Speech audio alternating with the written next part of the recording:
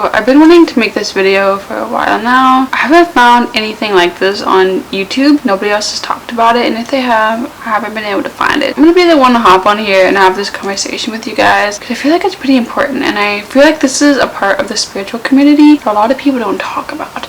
Because I noticed this flood of this material version of spirituality. You know, the MLM, boss babe, getting a penthouse and a Mercedes version of the law of attraction.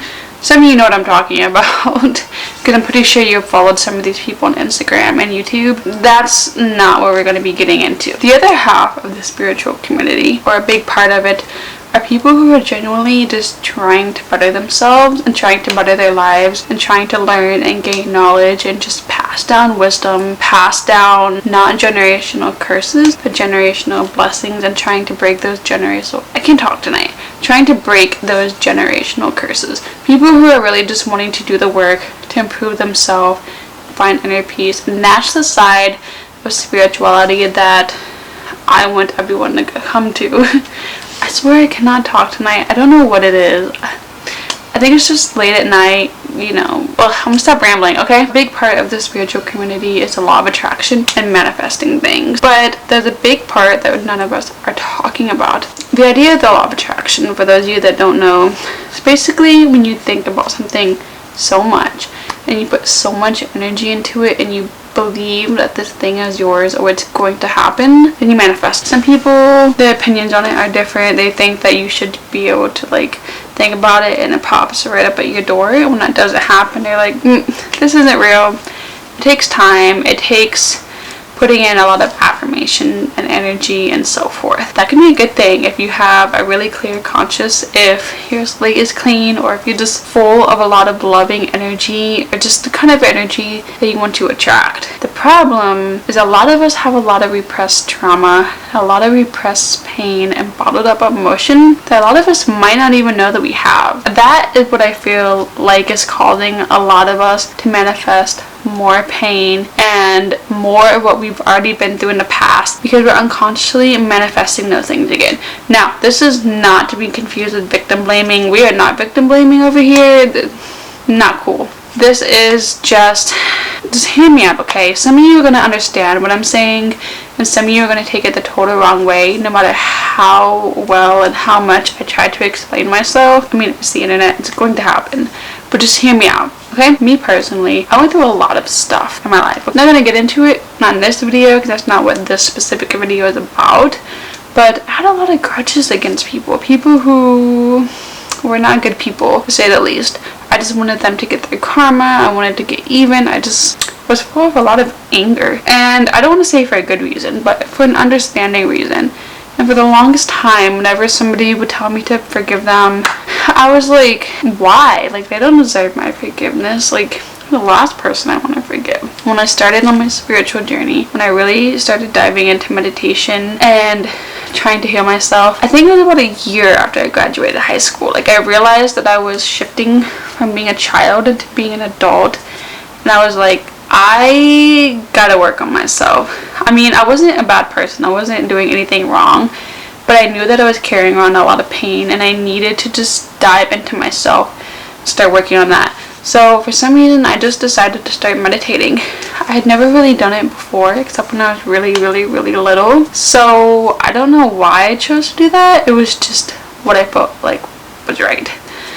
At first, it was just like relaxing in the tub, lighting some candles, whatever. And I started getting deeper and deeper into it. And over time, a big thing that kept coming up in my mind whenever I was meditating was forgiveness and forgiving people.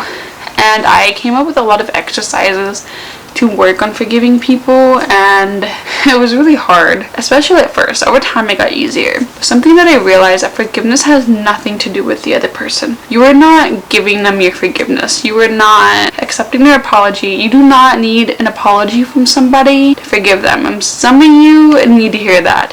So I'm gonna say it again. You do not need an apology from somebody in order to forgive them. That is where a lot of the strength is going to come from, is forgiving people who never said I'm sorry. I realized it was not about the other person deserving my forgiveness. It was just about me letting go of that anger. I wanted to get to a place where I could see that person, where I could hear that person's voice, where I could see their name, hear their name, see a picture of them, like whatever. And it wouldn't trigger me. It wouldn't cause me to feel anger. It wouldn't cause me to feel anxiety. I just wanted to let go of that grudge and come to a place where I'm like, you know what? You aren't a good person. Or maybe they are a good person and they just did something that wasn't okay. But you know what? I don't hate you. I don't hold any anger towards you. But I still hold you responsible for what you've done or what you've said. That's the thing. You can forgive people and still hold them responsible for the things that they've done. You do not need to give them a second chance. You do not need to think that they're a good person. You don't need to do any of that. In fact, you can forgive someone and still acknowledge that they're a bad person and want nothing to do with them. The two can coexist. I promise you that. Once I really started being able to truly forgive people and understand what it was really about, I felt myself healing a lot. And when I felt myself healing a lot and letting go and just feeling lighter, I noticed less and less of those types of people were coming into my life. I do think that people who are abusive or narcissistic, that word, I hate trying to pronounce it, but you know what I'm saying, just bad people, I feel like they can spot people who have already been victims, people who are easily manipulated, people who are naive, people who are already hurting, people who are just easy to victimize. They can spot that from a mile away. And I think that's what they were sensing before, is I had all of this heaviness on me and that was easy to target. I mean, of course, you're still gonna come across bad people no matter what. Still gonna come across people who don't have the best intention. I definitely noticed the more I forgave people and the more I loved myself, to be honest. I started loving myself more. I started forgiving myself more, and that was a big thing. It led me to attracting more self-love, and attracting more self-love led me to working on myself more, taking better care of myself, and actually thinking about what I want out of life, what my goals were, and believing in myself. I didn't realize the thing that was blocking me the whole time was the heaviness of all of those grudges and all of the hate and all of the anger, and it was so repressed that I didn't even know that I was holding on to this. If you're in a place where you're like, either why am I not manifesting the things that I want, or why am I manifesting a crappy version of it, or why am I manifesting A, B, C, or D, go within yourself. Once we dig all that stuff up, we think we're done, we think we're good, we think we've done all the healing that we need to do, and then weeks, months, even years later, something else comes up. Get into therapy, surround yourself with good people, and I know that's not possible for everybody because not everybody has family, not everybody has good friends, but start with cutting